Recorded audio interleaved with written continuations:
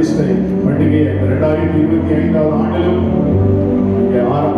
ஆசரிக்க கொண்டாட கர்த்தர் கிருபை கொடுத்திருக்கிறார். அதற்கு ஆயத்தமாக 100 நாட்கள் விசேஷித்த ஆவிக்குரிய உயிர்ப்பீச்சு கூட்டங்களை, நற்செய்தி கூட்டங்களை, விடுதலை கூட்டங்களை கர்த்தர் நமக்கு கொடுத்திருக்கிறார். முதல் ராத்திரியிலே ஆண்டவர் பலத்த காரியங்களை நம்ம மத்தியில் அவர் செய்ய போகலாம். நாம் நினைப்பதற்கும் வேண்டிக் கொள்வதற்கும் அதிகமாக கிரியை செய்கிற வல்லமை இந்த இடத்துல இறங்கி வந்திருக்கிறது.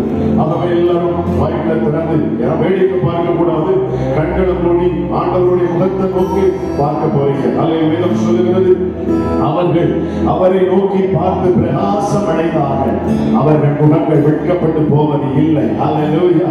என் நாமத்தை பிரஸ்தாபப்படுத்துகிற எந்த ஸ்தானத்திலும்